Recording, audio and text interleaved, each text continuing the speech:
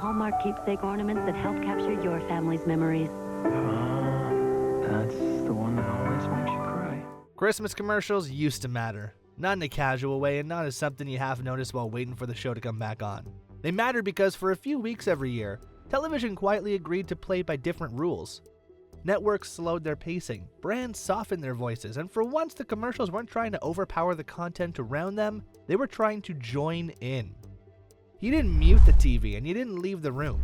A lot of households talking through commercials in December felt almost disrespectful, because everyone understood that this was when the good ones appeared, the funny ones, the emotional ones, the ones that were slightly strange and didn't fully explain themselves, but still managed to linger long after they aired. Christmas commercials also mattered because they were one of the truly last shared television experiences. You didn't curate them, you didn't choose them. Everyone watching that night saw the same thing at the same time, whether they liked it or not. That created a kind of cultural glue that doesn't really exist anymore. You could reference one of these commercials at school or at work the next day and trust that someone else knew exactly what you meant. That shared understanding gave these ads weight. They weren't just selling products, they were reinforcing what the season was supposed to feel like. Warmth, reunion, belief, patience, and sometimes a quiet sense of longing all got compressed into 30 seconds and broadcast into millions of living rooms at once. What's striking now is how many of these commercials we still remember decades later. Not the taglines, not the prices, the moments, the feeling of them. That kind of cultural staying power is rare, especially for something designed to last half a minute. So this isn't a list of the best Christmas commercials, and it isn't just a tour of the weirdest ones either. This is a countdown of the Christmas commercials you couldn't look away from. The ones that felt bigger than advertising, the ones that tried something different, and the ones that quietly became part of the holiday itself. Let's count them down. Starting at number 12, Hershey's Kisses, We Wish You a Merry Christmas. The Hershey's Kisses commercial succeeded by doing almost nothing. There was no storyline, no dialogue, and no emotional manipulation. A row of foil-wrapped chocolates rang out a familiar tune, one note at a time, and then politely bowed out. What made it powerful was repetition. Year after year, it appeared exactly the same, and over time, that sameness became comforting. It didn't need to surprise you, it simply needed to show up.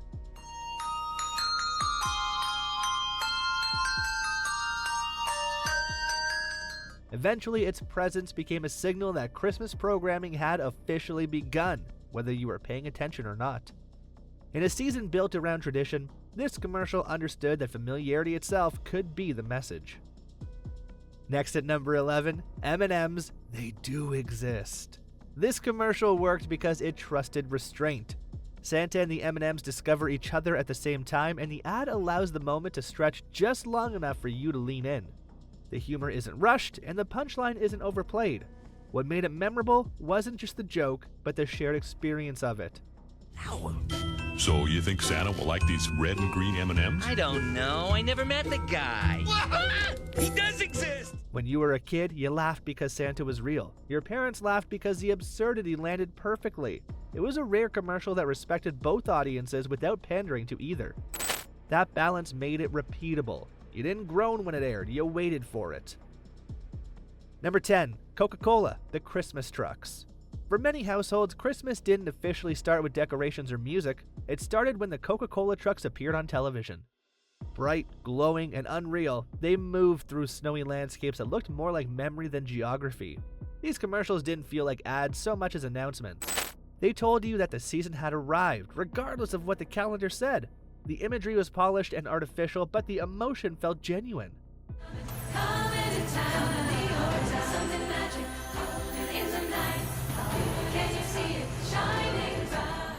The trucks promised warmth, continuity, and familiarity at a time when everything else felt rushed and uncertain. They weren't selling soda, they were selling reassurance. Next at number 9, Campbell's Soup, The Snowman. The Campbell Snowman commercial trusted visual storytelling in a way most ads don't. A snowman enters from the cold, steam rises, and slowly the snow melts away to reveal a child underneath it. No explanation is offered, because none is needed. Snow, let it snow, let it snow. Nothing melts away the cold like a delicious hot bowl of Campbell's soup. The transformation lingers just long enough to register emotionally. It's gentle, but it's also intimate, almost private. The commercial doesn't rush past the reveal or undercut it with humor. It allows the viewer to sit with the idea that warmth changes things and that change itself can be meaningful. That quiet confidence is what made it unforgettable. Number 8. Toys R Us Christmas morning commercials. The Toys R Us Christmas commercials were deliberately overwhelming. Fast cuts, raised voices, wrapping paper everywhere, parents struggling to keep up with the chaos. They didn't present an idealized version of Christmas morning. They presented the version you actually lived through.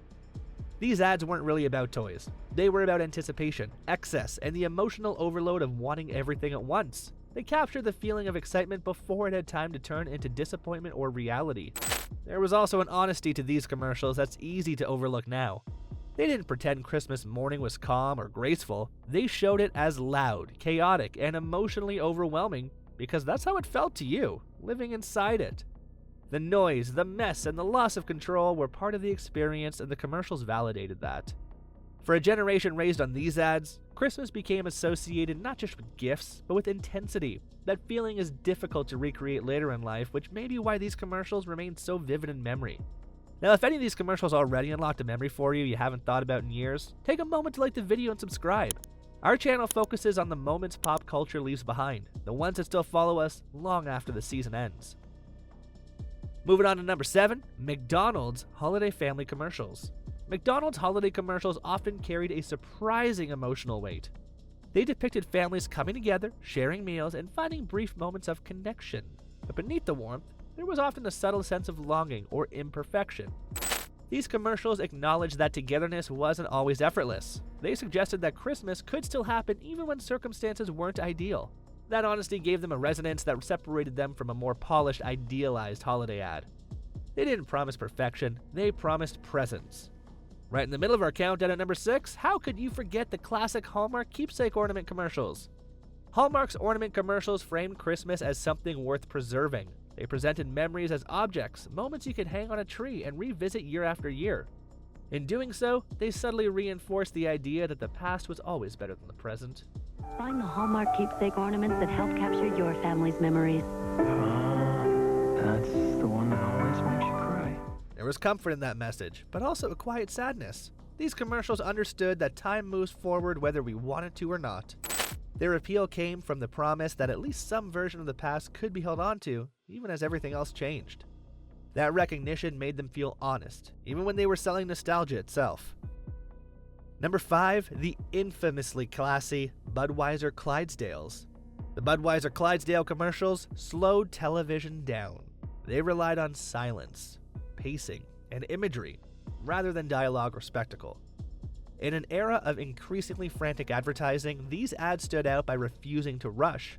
They often focused on themes of loyalty, patience, and reunion.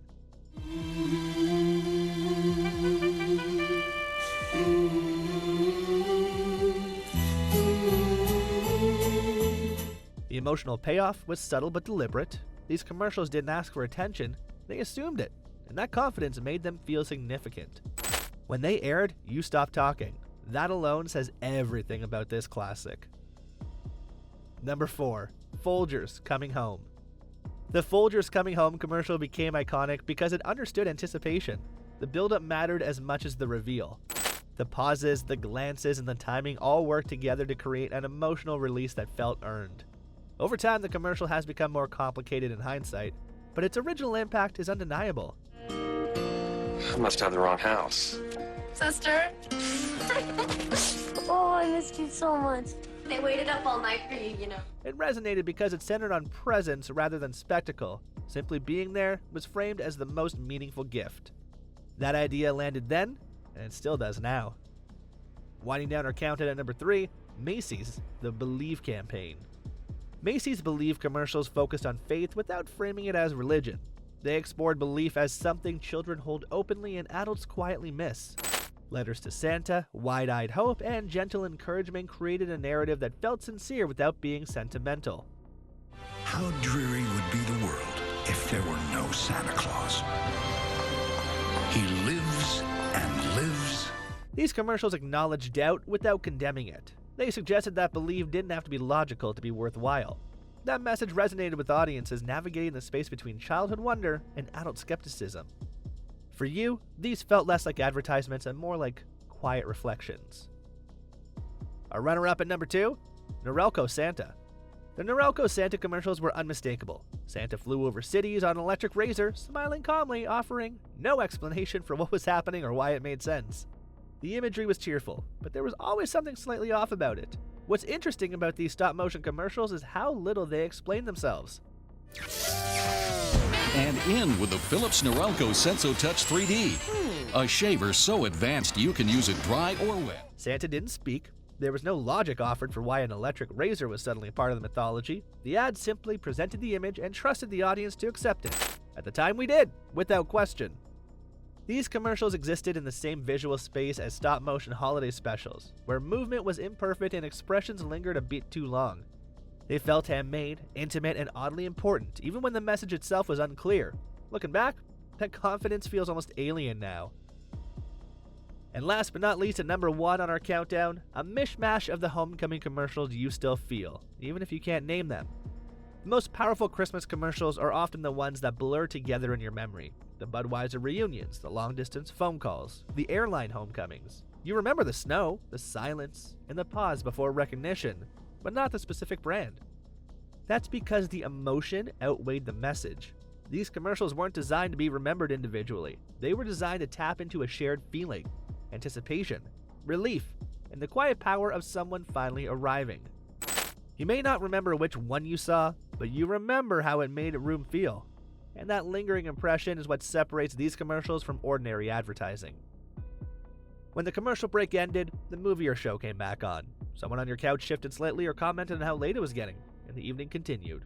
But you remember that sense of calm, almost as if you were frozen watching these feel-good holiday commercials. It's also worth noting that these commercials weren't ironic. They weren't winking at the audience or apologizing for being sincere. They believed in what they were doing even when it bordered on sentimentality or strangeness. That sincerity gave them staying power. These commercials weren't interruptions. They were part of the ritual, and for a few weeks every year they reminded us that television could slow down, tell a story, and create a shared experience, even in 30 seconds. And that's why we still remember them.